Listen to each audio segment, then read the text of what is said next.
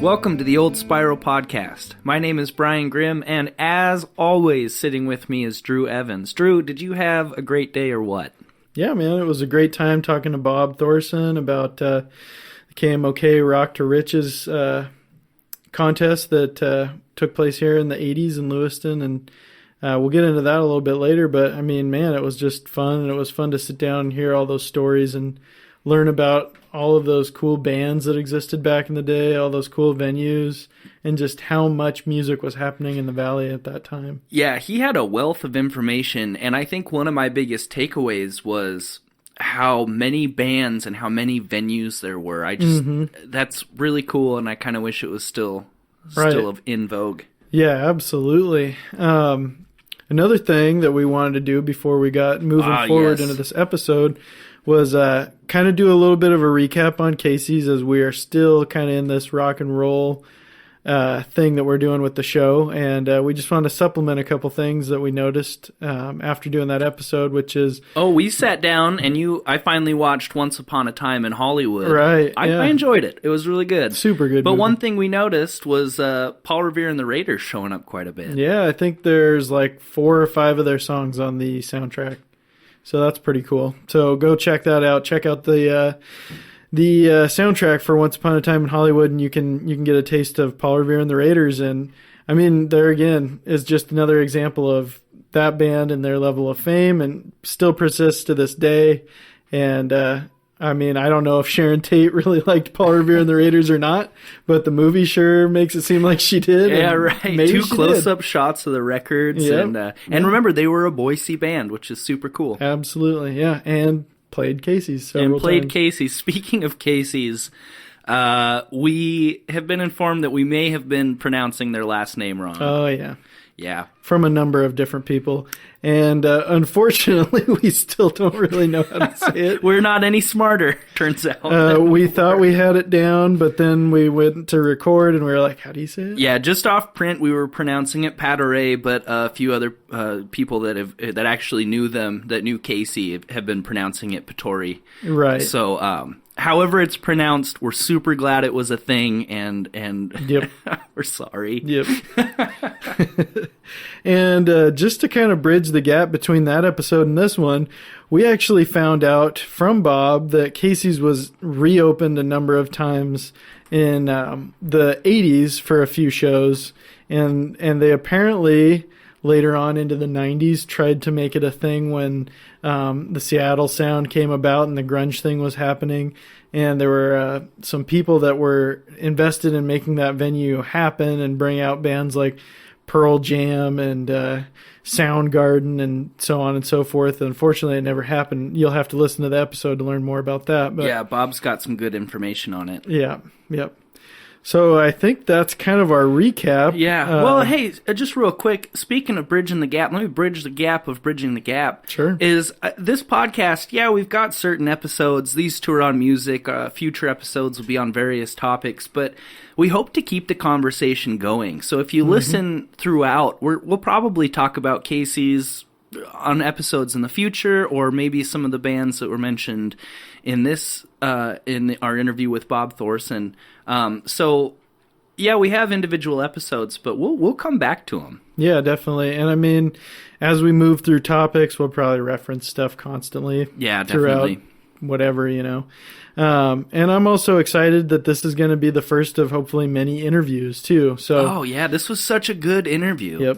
Yep. I enjoyed it a lot. Yeah. And just to give everybody kind of a backstory on how this all came about was before this podcast was a thing, and really before Brian and I even started hanging out very regularly, I was in my teenage years, I guess, probably 18 or 19, and I was digging through the bins at Goodwill looking for records, and I happened to come across this really cool looking record, and I started looking at it closer, and I went, oh, holy shit, that's actually Lewiston on the cover. And what it is this chick that's riding on the back of a serpent. We'll post it on Facebook and Instagram so you can see, and you have to see it. It's cool. It looks, again, and I mentioned this in the episode, but it looks legitimately like something that should be airbrushed on like a van from the 70s. Yeah. But it's this chick that's riding on a serpent. She's obviously in the Snake River, and you can see what I guess is called the Blue Bridge. I don't know what its official name is. Oh, I used to know, and now I don't. Now that you say that. And then the bridge that I don't know that name. Memorial, that right? No, the Memorial Bridge is over by Pepsi Park. Oh, the bridge that runs up to Bryden Canyon. Yep. We are super knowledgeable. Don't worry about us, folks. Anyway, it's in the painting, and it's super cool. So anyway, I started looking at this. I flipped it over, and I realized it said KMOK on it. I went, okay, I kind of loosely know what that is. That was a radio station at one point, and dug into it further and found out, man, all these bands are from Lewiston. Yeah. And started reading the back, and it's about this Miller High Life Rags to Riches, Rock to Riches contest in which all of these different bands were invited to compete to be awarded, I believe it was a record deal and $25,000 worth of Rickenbacker gear. Yeah, which is awesome. That would be fantastic. Yeah. And KMOK was a radio station. It owned by the McElvees, it's always been affiliated with KRLC.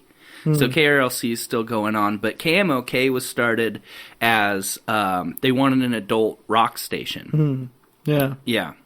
Yeah, and so, I mean, I took this thing home. I rushed home to listen to it, put it on the turntable, and lo and behold, a bunch of the songs are pretty good. They are really not bad. And I always wondered for years, like, who the hell were these people? And, like, if there are enough bands on this album to make a record in the 80s, you know, what kind of history was there back then? How many bands were there? Where did people play shows? You know, how did this all come about? And so I kind of had this thing that I wondered about, like I said, for all these years. And when Brian and I talked about doing this podcast, I said we need to do an episode about this. Yeah, and it turns out that I actually know really well a member of the band that's on the record. They were called Stryker, and then they changed their name to the Zekes later. But my dad was good friends with three of the members of Stryker at the time, and so it was really nice to be able to interview someone from this record. And the song on the record by Stryker is "Be My Test Tube Baby." Right. Yeah, and I have a. It's not a great record player system right now. My other one's kind of dismantled at the moment, but I did record the album. The quality's not amazing, but it's good enough, and we'll upload some of those songs. In any case, we'll have it on YouTube or somewhere where you can go and listen to that. Yeah, check out our Facebook. You'll be able to find the links from there. Yeah, absolutely. So let's talk about the Miller Rock to Riches. So this was started by a record company out of Houston, Texas. And their whole idea was there's a lot of great local talent. We should try to get these guys on the radio. And having local talent competitions to get radio deals and record deals was kind of a thing already. Right. So it wasn't anything new. But these guys started out with something called Big Music America, and it did pretty well. It sold a lot of records, but the problem was they were having trouble getting the record companies to buy all the albums and to do all the promotion stuff because they weren't really getting anything out of it. So what they did was they found a corporate sponsor in Miller Beer, and the Big Music America, it went for 1 or 2 years, and then when they teamed up with Miller, they termed it Rock to Riches. And it was very difficult to find out any information online. There's very little information online on anything Rock to Riches. We did find a really cool website that had, you could go on and you could look at, and you could click at almost all of the albums that were made at local radio stations. You could see the artwork and everything. Yeah. And what was the one from Anchorage that we really liked? I don't remember. The band was called like Sprendard or something like that. Spendard. And their song was Beware of Young Girls. It was. It was all around really weird. But you could see all the album art from all these, and Drew was talking about the album art earlier, and it was definitely the coolest. Ours by far and away was the coolest. I mean, The other records, like, no offense to whoever was on it and the albums, whatever, but these guys, they were phoning it in terms of the album artwork. They really were. The guys, the the record place that started it was Starstream, and they would provide radio stations with stock art if they wanted it.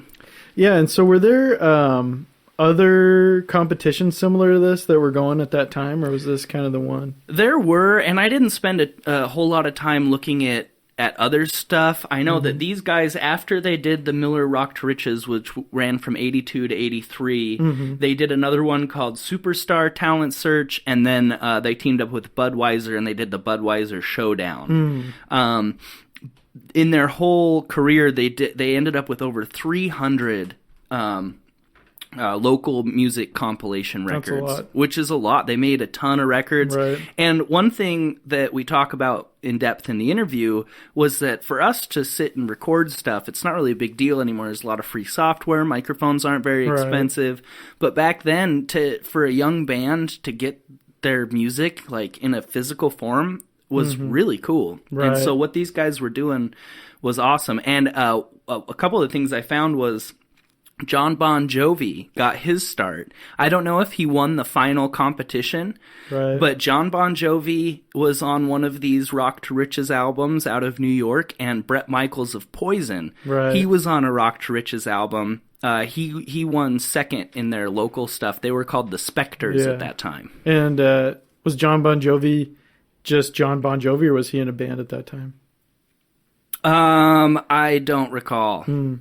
Yeah, I think he was in a band. Yeah, but I don't remember. Cool. It was a song. I think is "Runaways." It was on the album. Oh, gotcha. Yeah, and you can go on. The albums aren't too difficult to find. I was lucky enough to find an interview with one of the Starstream guys, and he kind of talked about what was going on. But as Drew said, they won a record deal. So the year that KMOK did a record, the winner that year was a band called Enos and the Invaders. But when they won, they got the recording contract. They had to change their name, but they turned into Rampage, which might sound familiar, might not. But we'll put links to music that you can go listen to, and you can hear all that good stuff. So once Miller Brewing got in, they were able to offer the radio stations ad time, so they got money for running Miller ads. They were able to have CBS pressed a lot of the records. They had different record pressing stations all over the country. So the cool part is they'd make these records, so you'd get all the local radio stations. There were 41 across the country.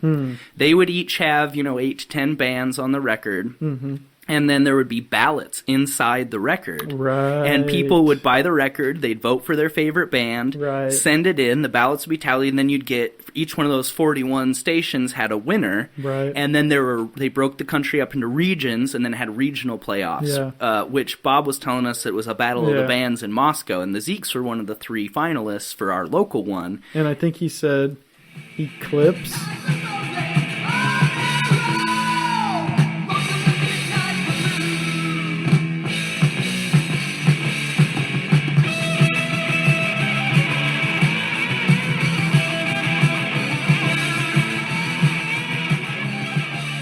And then there was another La Baleine. La Baleine. Well, I've been keeping an eye on you, baby. Yeah. Got my left eye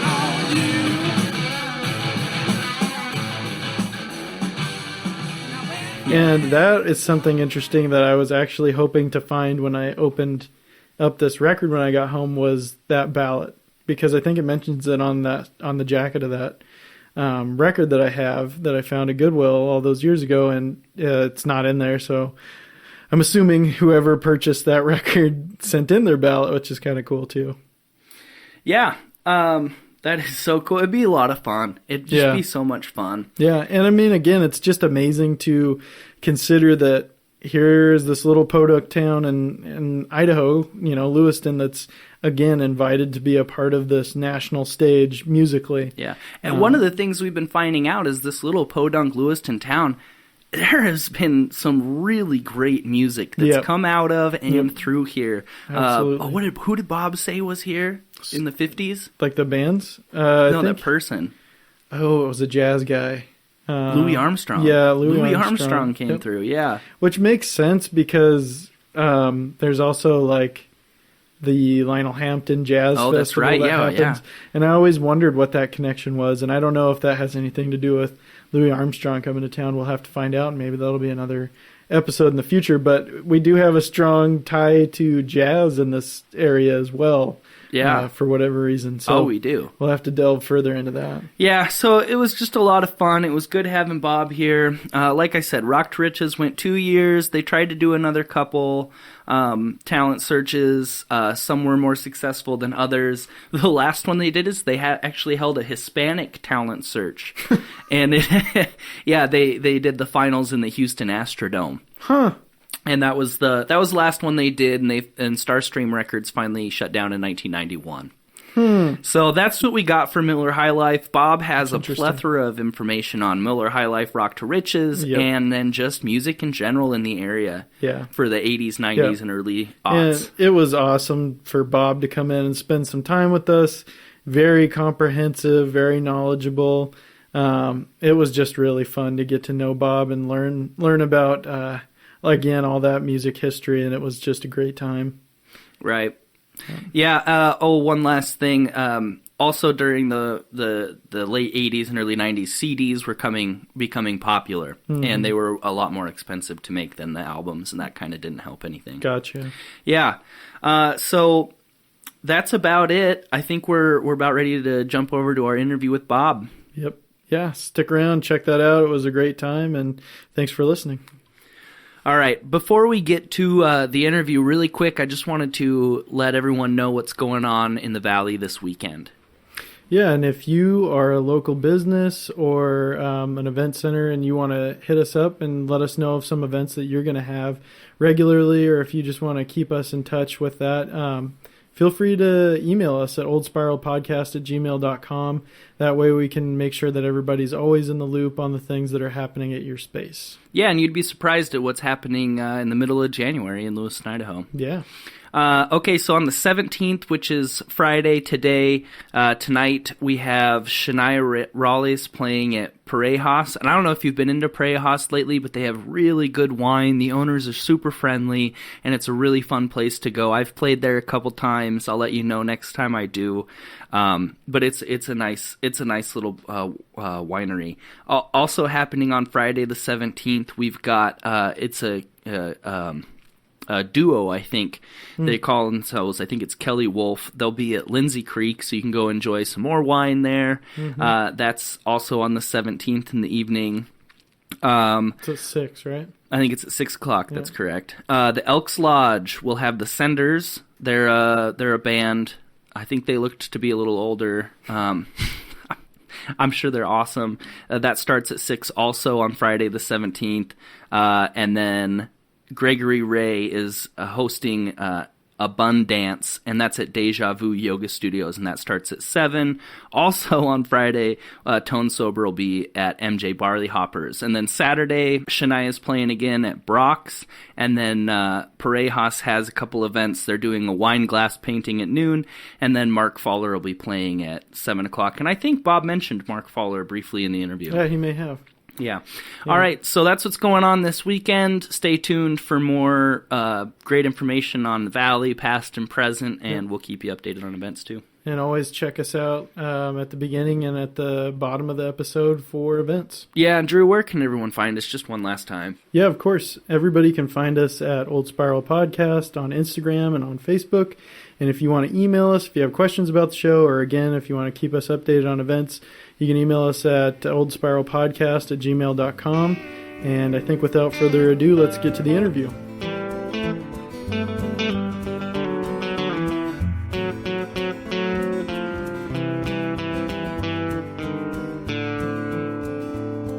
Okay, we're sitting here with Bob Thorson. Bob is a longtime Lewiston, Clarkston resident.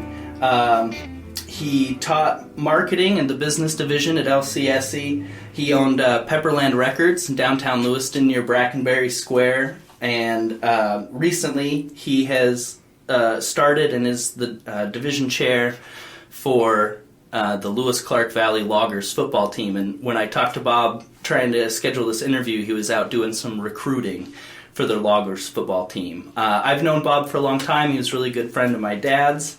And I'm excited to talk to him. He's got a lot of great information on local bands that were around in the 80s, 90s, a little after. And specifically, he's got a lot of good information for our Miller High Life Rock to Riches album. So, Bob, how are you doing today? Good. Nice to see you, Brian. Thanks. Yeah, and I'm the director of the Lewis Clark What did I Loggers. say? Yeah. You're the director of But the if there was Loggers a division chair, I would be that too. Well, words. What are you going to do with them? You might throw in there, too, that he was in bands. Oh, right. Yeah, Bob, you were in Striker, which you were telling me you never really liked that name, and so you changed it to the Zekes, correct? Right. If you want, to go back to the very beginning, we formed in high school. A few buddies, in fact, we formed a band before we had even selected our instruments. So really? We walked into it backwards, and picked up instruments, and originally got together to do the 50s days. Be a band for the 50s days at Lewiston High School. Oh, I talked to Scott. He told me the name of that band. Would you mind sharing it with Yeah, us? we were called the Beaver Cleavers. I think Scott's dad came up with that, and that's a triple entendre. But yeah, so we did that, and it was really fun, and it created some excitement, and we thought, this is too good to quit after this. So we started the band at that time. We were sophomores in high school. And so we started practicing and learning a few tunes and worked our way into our first gig, which I think was Scott's mother hired us for the 1960 class reunion. That was our 20th class reunion that we did that in 1980.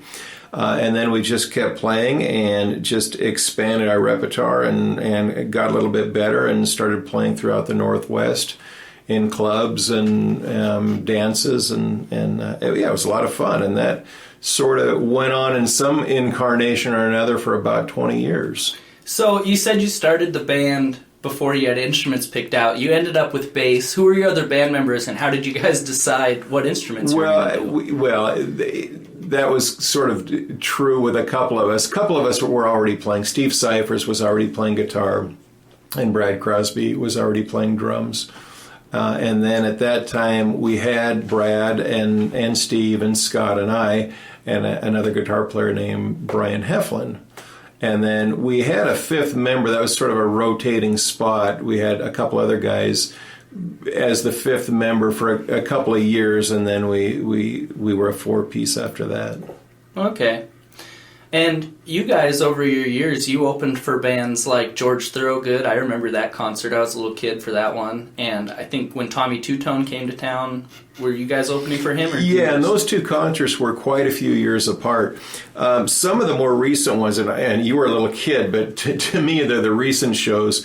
I started promoting shows and hosting those at the fairgrounds.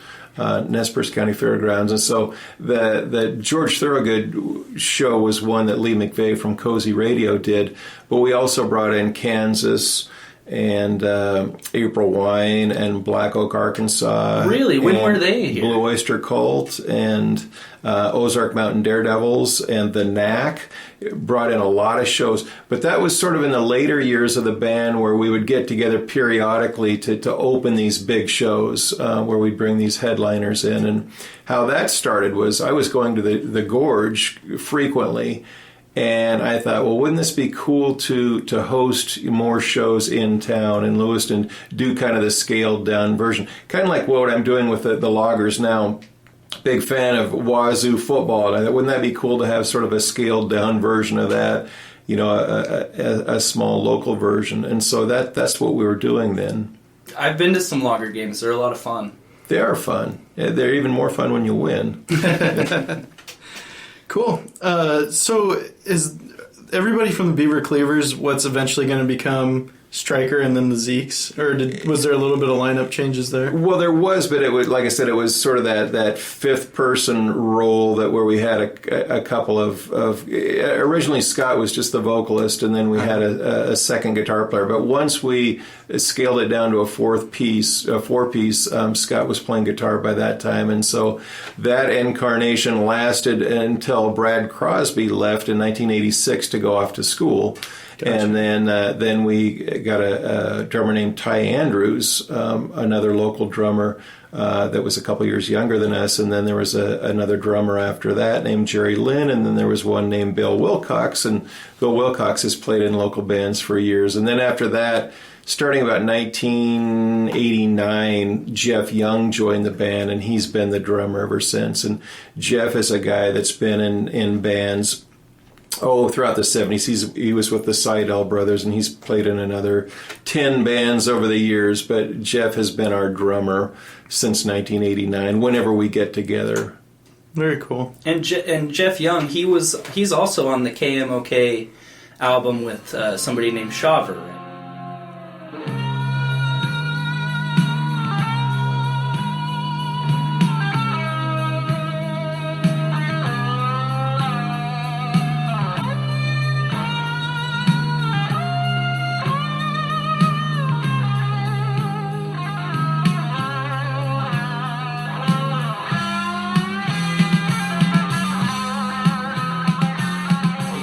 Right. That's a song that Jeff had, and Grady Shaver was a really great local guitar player. And then Jeff hired a couple other hired guns to sing or to play and sing on that song. The vocalist, I think, was one of those hired guns, and yeah, so that was something he did. So how did bands? Well, I mean, I guess we should back up. How did KMOK get involved in this competition? Well, the program manager or station manager, Steve McKelvey, actually his dad had KRLC for decades, and Steve was a real music aficionado and was really loved music, just beyond being a station manager or program director. And so when this promotion came along, he was all in, and he promoted it heavily and advertised it and got a lot of the regional bands interested in Lewiston and Clarkston, Pullman and Moscow to send in their tapes, and then advertised it so local artists would submit their artwork competing to be selected for the album cover. So Steve was really great, very smart, very knowledgeable. He has since moved to Portland, where I think he was doing promotions or advertising with the Portland Trailblazers for a while. Oh, wow. Yeah, so he's done, he was an ad guy that did very well. Okay. So our last episode was on Casey's Twist and Rock. Were any of the bands that were on this record, were they around for the Casey's period, or were they more younger guys like you guys were? Well, I don't remember too many of those bands on that. You know, some of the bands on that were sort of a one-off thing. Some of the solo artist things, and then there was bands from Moscow and Lewiston, and that I don't remember a lot of those bands playing at Casey's, with the exception of Eclipse. I think they did some shows down there. But yeah, Casey's laid dormant for from the late 60s, probably in 1974. Oh, was it open? Yeah, I didn't realize it was that open. They had cut down shows to maybe like once a year. month, once a year. Yeah. Right. And then he moved to Portland, Patteret, which we never did decide how you pronounce his name correctly. I know, we spent It's Pattori, Pat Pattori. Yeah, we butchered that. And Casey was actually his son. His son and daughter are still in the region. They've been in Grangeville for many years, and Casey, his son, is who the club was named after. But that had been a dance hall for many, many years. Lewiston's got a rich musical history, and there were some big name jazz guys that came through here in the 40s and 50s, including Louis Armstrong. And but what Pat did, in fact, it was really a unique dance club, and it sounds like you've done a little bit, in another program with the history of that. But Pattori had a friend down in San Francisco when the whole psychedelic shows and the light shows and the projectors and all that stuff was happening. Right before the Summer of Love. I think it was late 1966, and he went down there and saw what was going on and saw what his buddy was doing down there, came back to Lewiston and emulated that. Mm-hmm. So really there was nothing like it between San Francisco and Chicago at that time. And I know when some of the bands, the Bay Area bands would come up here, and they felt like they had been dropped off, on the on the surface of the moon, until they went into this club and they thought, oh, geez, this is really happening. I can't believe that here we are in the middle of nowhere, and they've got this unbelievable, cool psychedelic club, and that's how he was able to. And with his buddy down in San Francisco, he was able to network and get some of the big bands like Moby Grape and Blue Cheer and a lot of those bands. Blue Cheer was a band that never did show up, but they're Buffalo Springfield and. Oh gosh, there were a lot of them. It's extensive. We covered a lot of the bands. It is incredible. I had Electric no idea. Prune's another one, yeah. Yeah, oh, wow. and Moby Grape, they're from Seattle, right? The West Side? A couple of the guys are from Seattle. Don Stevenson, the drummer, was from Seattle. And Bob Mosley may have spent some time up there, but they were a Bay Area band. I mean, they broke out of the Bay Area, but yeah, a couple of guys were from Seattle. And the Zekes, you guys went over and played a lot in Seattle, didn't you? We did, and that's when we got networked. There was some great bands that almost broke out huge from the Seattle area. The Heats and the Cowboys and the Allies. This was 10 years before Seattle exploded. But we really liked the bands that were there, 10 years before the Seattle explosion, and it was this sort of power pop, rock and roll. The Heats were, really British Invasion influenced, real Beatley, and they were great bands. So yeah, we got connected with some of them, and then in fact one of the members of the Heats was named Steve Pearson, and he formed the Range Hoods in the mid '80s, and we toured with them all over the Northwest. And they were part of the whole, what they called roots rock. And we got kind of caught up in that, kind of the Americana roots rock stuff that was going on in the mid-'80s. So you also had one last, but you had another tidbit on what happened to Casey's. I know some bands played there in the 80s, a couple of shows, and then these guys from Seattle tried to do something with it, and that fell through. Yeah, so when we were playing there, that was like in the early to mid-'80s, and the Junior Chamber of Commerce, some of the Brad, our drummer, his older brother was part of the JCs, and they wanted to open up Casey's to do Casey shows again after it had been closed for about 10 years. And to us, it was just amazing because we went up there and we still saw a lot of the stuff from the 60s Casey, some of the projectors and slideshows, and there was this enormous Beatle mural that was on the wall. Awesome. It was the inner sleeve or the inner gatefold cover of the Sgt. Pepper album, with the four Beatles there in their colored psychedelic army jackets, so to speak, and that was still on the wall. Somebody actually pried that off the wall. It was painted on huge boards, and so that somewhere that exists. But anyway, so all that stuff was still in there. So we would do these shows, and it was really fun. And 10 years to us at that time was a long time. So the fact that it had been 10 years, it seemed very nostalgic. And that went on for 2 or 3 years, and there was quite a few local bands that played there. And then there was a guy locally that had a bar called Off the Wall, and he started opening up Casey's to do shows.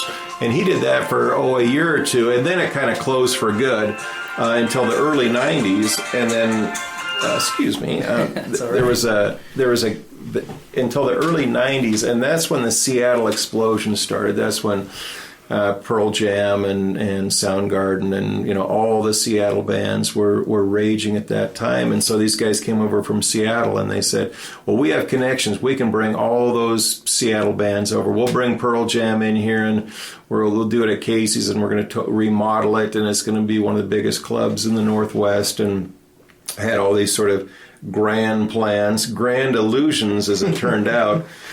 So they had enough money and wherewithal to basically enough to gut the place and destroy it. Mm-hmm. They ripped it all apart, and they and basically left it in shambles. They left just piles of stuff on the floor, and basically destroyed the integrity or whatever historic stuff was in there, and then blew town.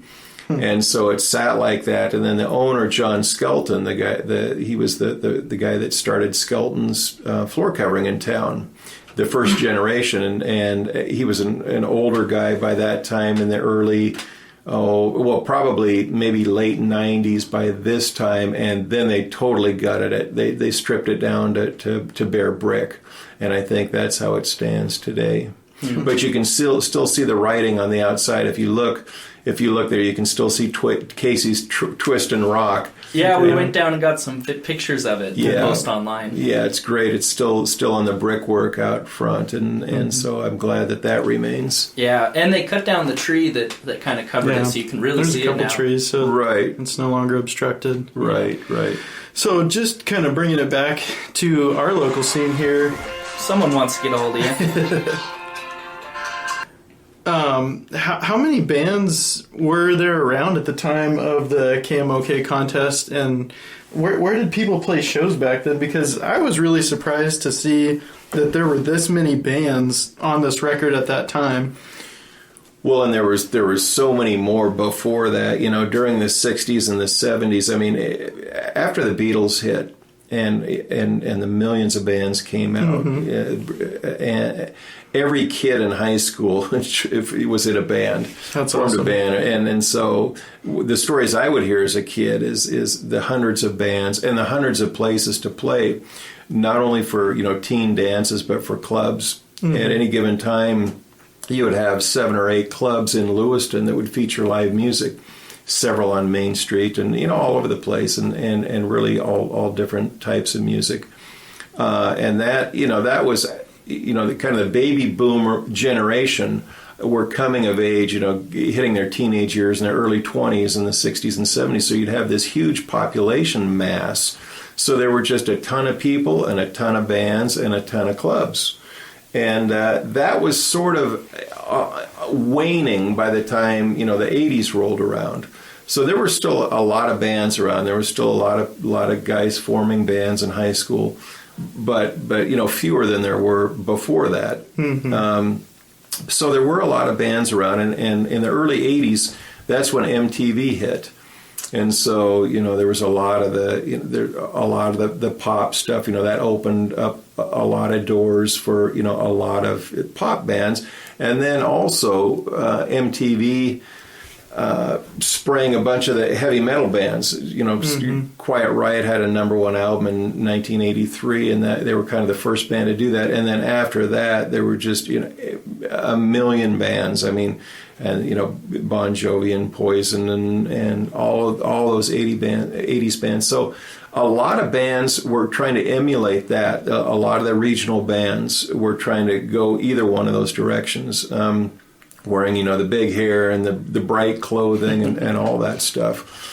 And that really wasn't what we were interested in, even though that's what the trends were in the early 80s, and that's what a lot of bands did around here. And they played the clubs, and they did the cover stuff and played the clubs. But we were kind of more interested in. I mean, we liked a lot of the 60s British invasion stuff, the Beatles, the Stones, the Kinks, the Who. We really liked CCR from America, from that era. And then we liked a lot of the new stuff coming out too, a lot of like the Police and the Cars and the Clash and that kind of stuff, some of the new wave stuff, as well as the roots rock stuff, Tom Petty, Bruce Springsteen, and bands like the Rainmakers and the Del Fuegos and Del Lords and all that kind of stuff. So we weren't really into the bright clothing and the big hair. I mean, we tend to wear blue jeans and sometimes cowboy boots and that kind of thing, doing kind of the roots rock stuff. But we were really enamored with writing our own stuff. Back then, most bands that were playing in the clubs were doing cover stuff, and we really liked writing our own material. And that's what a lot of the bands that we liked out of Seattle were doing. They were, the big bands were pretty much all original bands, and that's what we wanted to do. And there really wasn't, there weren't a lot of bands around here doing that at that time. But then, right about that time, the whole what they called alternative at that time, we liked some of those bands like The Replacements, and you started seeing a lot more of those bands, so U2 and REM, and even those bands were called, alternative early on. And so that really started picking up momentum, and more bands started writing their own stuff. And I think there were some bands around here that were kind of influenced by what we were doing, saying that you can write your own stuff and have people accept it. And so the next wave of bands after us in the late 80s and early 90s, that became, what was considered, the thing to do. The thing to do was to Who were to be some of writing those our bands stuff. that came after you? Well, they had a lot of different names. A lot of those guys had bands but so I mean, some of those guys were in 5 or 6 different bands. Who were the main? But like Marvin Reidinger, who's still in town, Scott Cargill, who's still in town, Nate Alford. Brad Parsons, he's gone on to do quite well nationally. He tours nationally, and then there were some guys like Dan Beloit and Jeff Albertson that actually moved to Seattle, and their bands did very well in the clubs for many years. So, and they had a band called The Valley, and there was a number of bands. Nate Alford's first band, that group of guys started with a band called Brazil, and they had many names from Yikes to Shack Nasty. No, they weren't Shack. Shack Nasty was a different group of guys. Gum Jungle, I think, was another one of their names. But yeah, a lot of names and a lot of guys, and a lot of those guys did really well through the late 90s into the 2000s. What were some of the places that you'd play around town?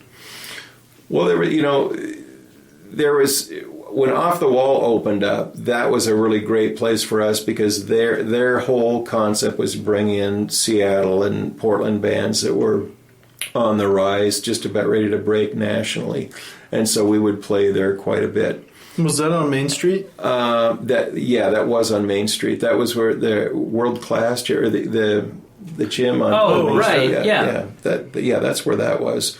And then the Modern West was really popular for a while. That had been Bullwinkle's in the 70s, and so the Modern West was big.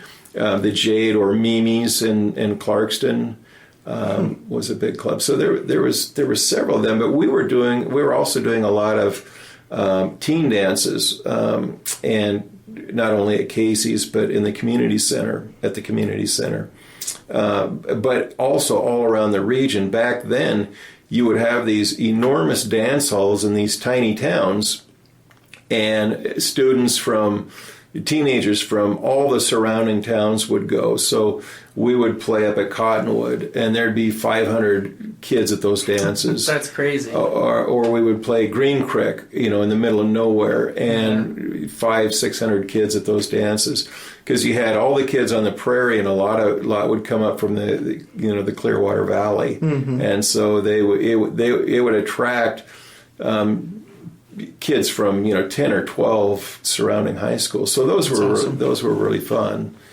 So was the scene of bands around the time of this Rock to Riches record, was that kind of a tight-knit community? Did you kind of know all of these bands on here, and were they like your buddies? Some and some not at all. Now, of course, we knew Tim Olson, and he's on the album.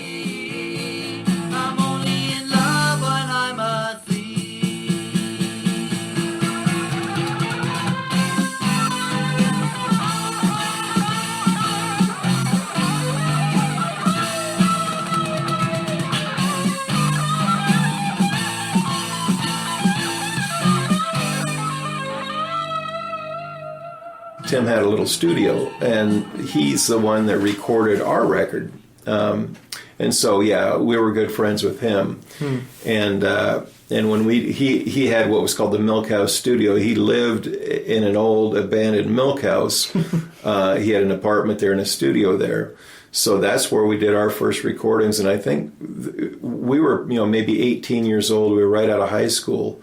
And so that song that's on the Rock to Riches was very, very early in our career, and we were still teenagers at that time. And first time in the studio, and first time writing any songs, and like I say, just a little 4-track studio, real minimal equipment, but that was you got to start someplace. Right. That must have been great, having the opportunity to be on vinyl, because anyone now any idiot now in a basement can record. Speaking of myself. But it'd be really cool. It was a big deal, and to be on a record, it's just like you say, and that's true with everybody. I mean, when you hear about Ringo Starr talking about, when Love Me Do came out, and he talks about being on a bit of plastic. He talks about, being, actually, hearing a song on the radio and being on a bit of plastic. So it is a certain sense of, it is, something that bands always dreamt about, was making a record. And yeah, absolutely. I mean, any band that I've ever been a part of,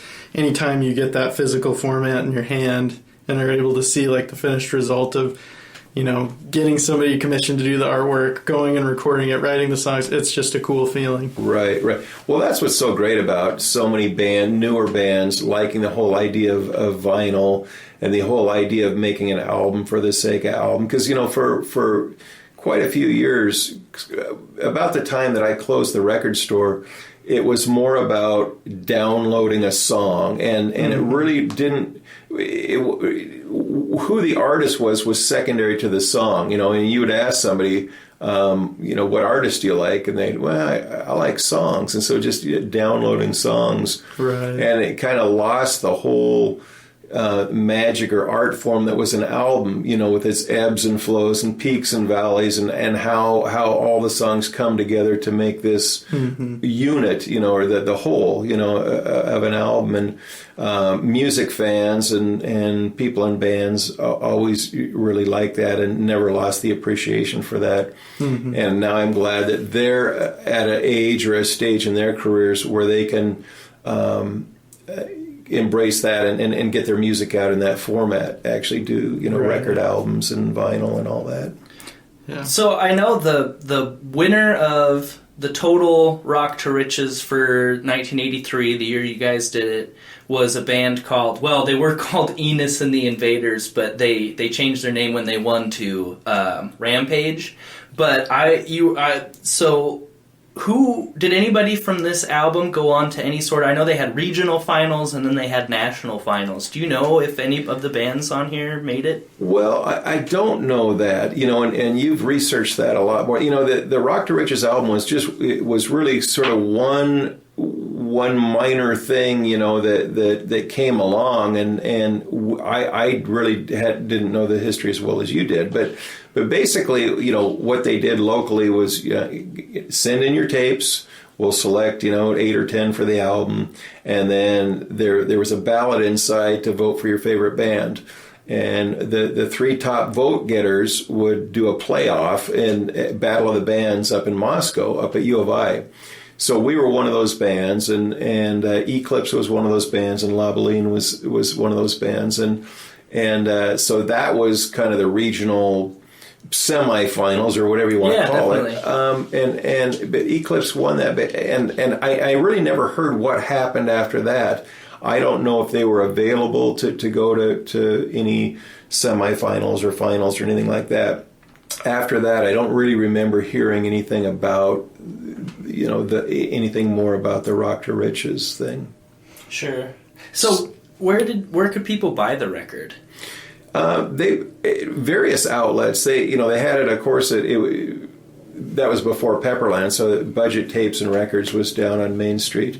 But they would have it at a number of retail outlets in town, and as I recall, it wasn't just music places or places that sold music. It was places that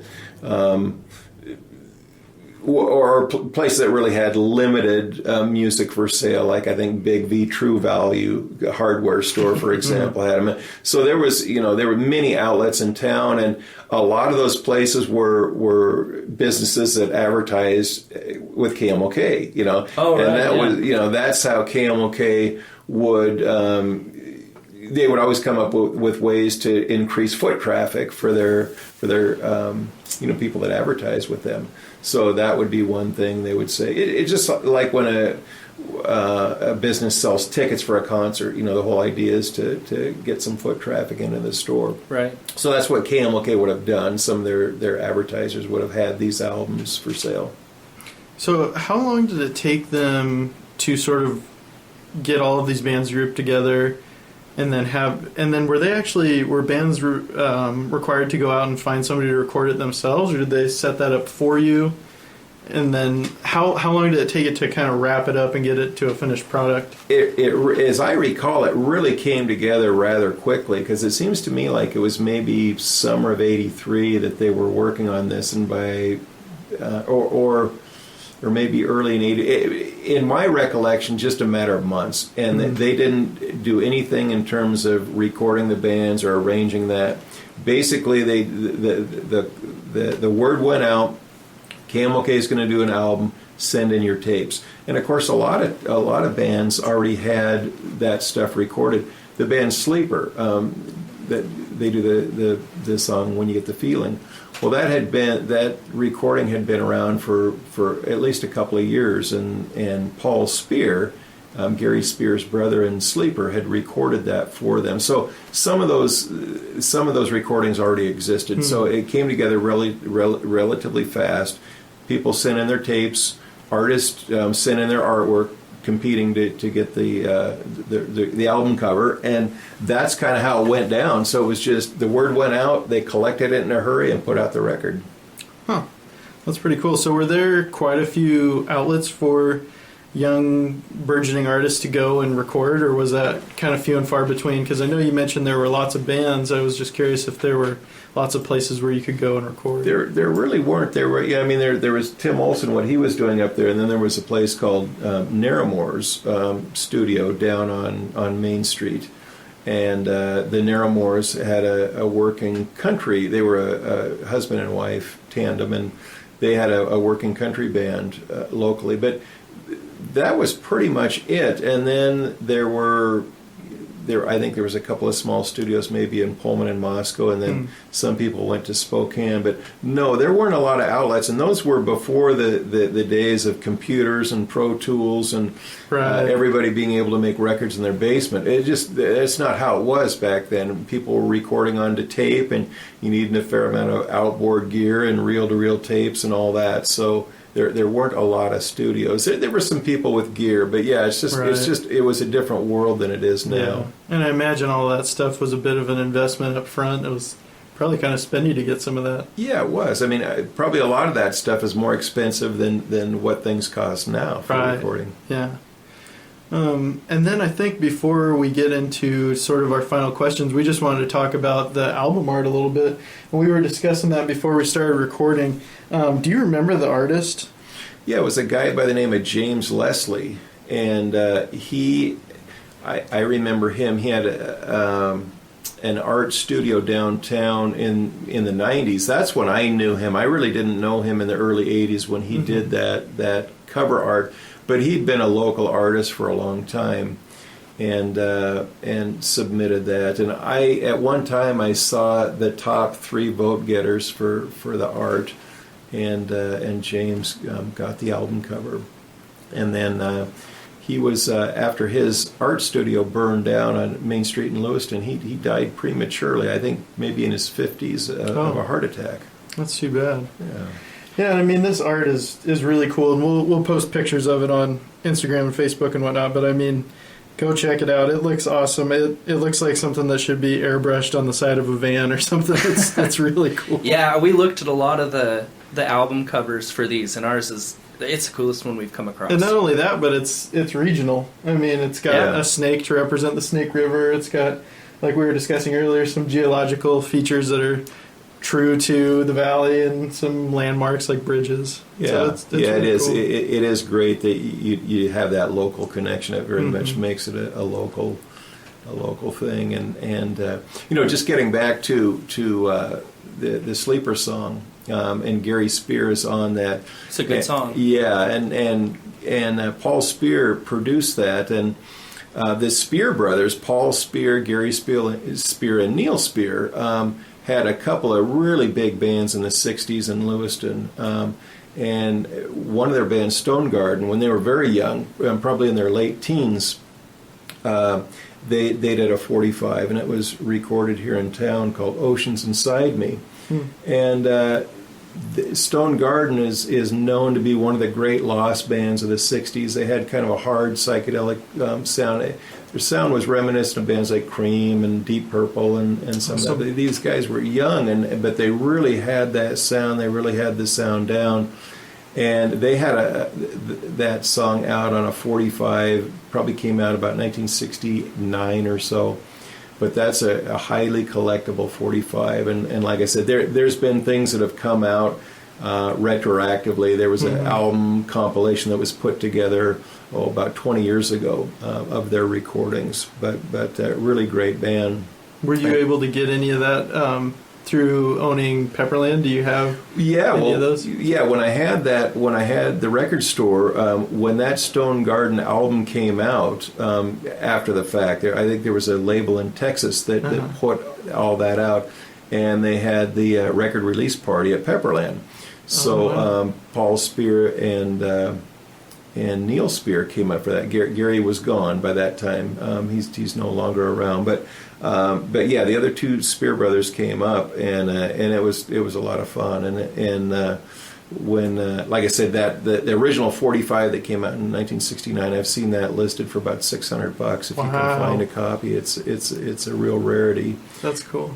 But Paul Spear went on to have a great career as a producer. He's produced many bands that you would have heard of, as well as his own career doing, they call it New Age, but he's got a very unique form of instrumental rock, and as a guitarist he's great, and as a producer he's really great. But he's had many albums, and he's done some New Age albums that have gone, I think, gold. I mean, I think some of those albums have sold 500,000 copies. That's so he's been very successful. Yeah, he was in Seattle for years, and I think he's still in Nashville now. I think it's Nashville where he is.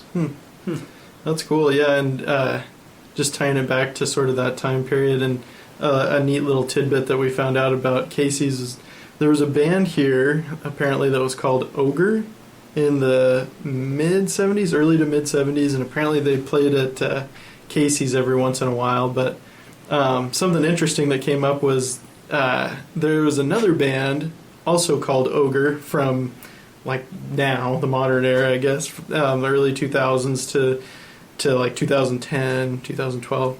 And they were from Lewiston, Maine. So Ogre, really? Lewiston, Idaho, Ogre, Lewiston, Maine. And they found out about the Ogre in Lewiston, Idaho, and then they covered one of their songs. It's pretty cool. They're kind of like a proto doom band with like sort of some prog rock influences, but I just thought that connection was really neat. Yeah. That I think Ogre was a band that had a guy named Chuck Dice in there in that band, and he was doing some stuff. In the 90s, I would still see him around once in a while.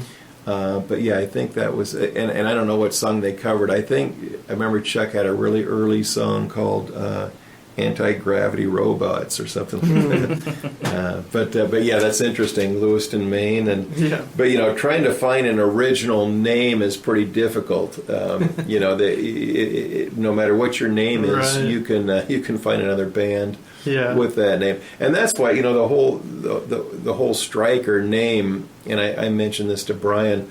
That really wasn't a name that we selected or wanted to have. One of our band names was The Shaft, and we were starting to get a lot of gigs and starting to talk to agents to book us. And an agent from Montana had a bunch of jobs for us. and he said, "Hey guys, I can't book a band called The Shaft." And we like the name. Like I said, we like the Stones and the Kinks, right? And so we were always that kind of band. But we had to come up with something instantly. He said, "Well, I'm ready to book these dates. Can you come up with something?" And I looked around the Steve's room. We were actually in his house, and looked around and saw a bowling ball called Strike Liner. And I said, "How about Strike Liner?" And the agent said, "Well, how about Striker?" And I said, "Okay, done." And there was another band in Seattle called Striker, so we changed Striker from an I to a Y, but it was, to us it was sort of sounded like the kind of band that we weren't. It was just, it didn't kind of really fit what we were doing, we thought. And so the first chance we got, we changed it to the Zekes. And where did that come from? Well, it was, like I said, we wanted a name like the Kinks or Seattle bands like the Heats, and we liked that name because it looked real symmetrical. On each side, you had a Z on one end and an S on the other end, so you had those letters that looked kind of symmetrical on each end. Then on either side of that, you had the letter E, and then in the middle you had the letter K, which was kind of symmetrical. So we thought the name looked kind of cool in print, and then we liked the name. We had heard about some rattlesnake hunters in the valley, older guys, and they called rattlesnakes Zekes. And so we thought, I kind of like that, that is cool. So that's kind of how that came about.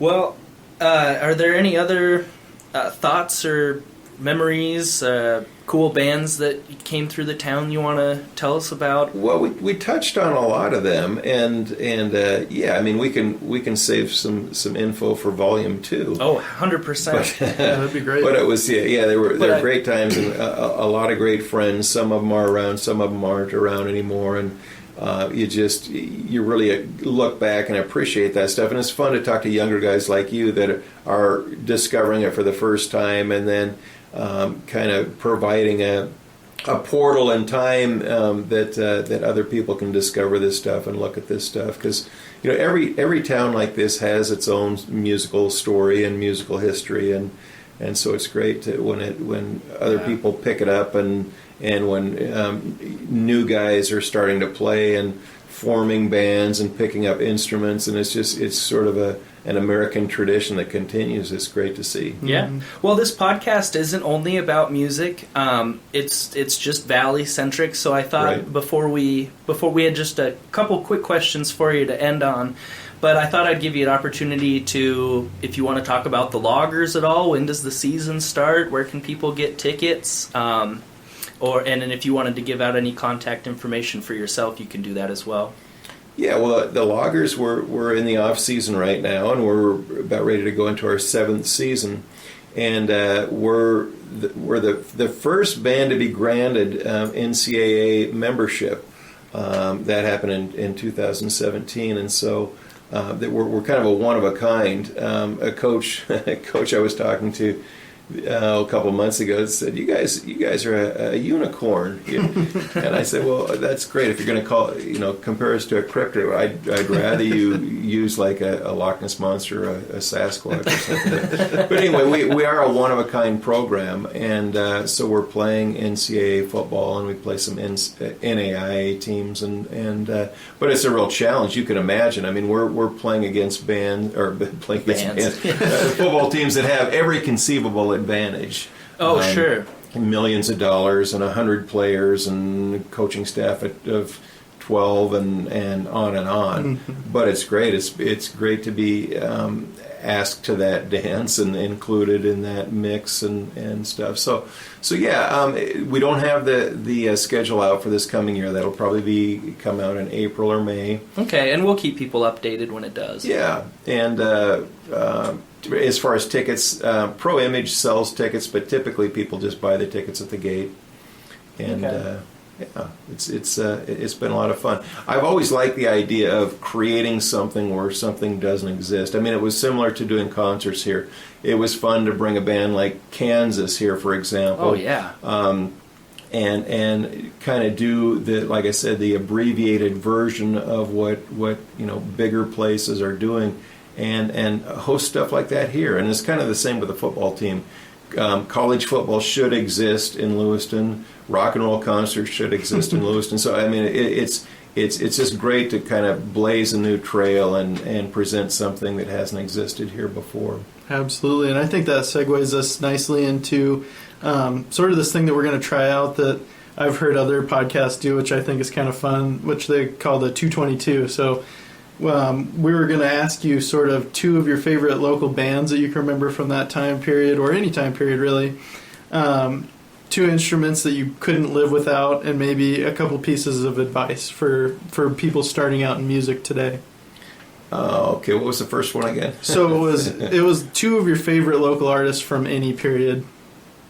Oh, there's so many great ones. I mean, to mention two would be to leave out. Why don't you just give us a little list there? Yeah, that's fine. Well, I mean, Stone Garden was really great just because of that whole '60s era and how much their sound kind of represented what was going on. But in the '70s, you look at bands like the Seidel Brothers, and they were as good as you got. I mean, as far as country, I mean, everybody thought that band was going to be national or international. They probably could have had they been in some musical mecca, musical center like Nashville. But those guys in that band were so talented. The three Seidel brothers, but so many guys like Dan Fowler and Marty Lukenbill and Jeff Young. I mean, many went through that band and they were really great. And so there was and many that came after. When we were playing a lot, like some of the bands I mentioned, like Brad Parsons is doing very well, and the guys that are in Seven Devils have been in many, many bands, and so there's just a lot of great talent. And Lewiston was always known for that. They were always known for having a lot of great musicians and a lot of great bands. And like I said, that predates rock and roll. My dad was in a band called Gentlemen of Note, which was a jazz dance band that was really great. And there's a whole rich history of jazz and, dating back, decades before the rock and roll era. And so, it's a lot of great players, a lot of great bands. Cool. And then do you have, I know you mentioned you played bass for all these years. Do you have any two instruments that you couldn't possibly live without, like any two favorites that are in your collection? My dad said you used to play trumpet. Used to play trumpet in high school, and played piano as a young kid, and a little guitar and a little bass, little drums. Yeah, I wouldn't want to. I don't want to pick really. I mean, the thing that's great about guitar is you can entertain yourself and your friends. You know this, Brian, by yourself. Yeah. Right. And other instruments, I really don't like selecting one over the other because there's so much better ensemble. I mean, like for example, bass and drums, and I mean it's much better playing with an ensemble or playing with a band. But the thing that's great about guitar is being able to write and sing and entertain yourself and your immediate surroundings. So. Guitar is so versatile in that way. Cool. Yeah, and finish it off, do you have any advice for people playing music? Whatever your aspirations are, whether it's to make it big or make a recording or play live or just get better so you're amusing yourself, is to do it because you love it, and whatever it is that you want to do with it, don't stop. Keep doing it and keep working at it, because very few people are overnight sensations at whatever they're doing. And you've heard about the book of it takes 10,000 hours, right? To perfect your craft and all that. But if you're loving what you're doing, it's not work. And just remember that whatever you're trying to do, most people get 99 no's before they get a yes on anything. Whether you're a songwriter that's trying to get a song published or whatever it is, for most people, it's perseverance. Like Darwin said, it's not the the smartest or the strongest that survive. It's the most adaptable and tenacious, and you just keep pushing forward. And if you love what you're doing, it's fun to push forward, and you keep working hard. And if you don't reach your goals or your objectives, hopefully you've had a ton of fun along the way. Yeah, absolutely. Well, Bob, we really appreciate your time. I know you're pretty busy, and we will definitely look for another excuse to get you back in here another day. Okay, guys, thanks. It's been my pleasure. We'll see you next time. Awesome. Thank you. Thanks, Bob.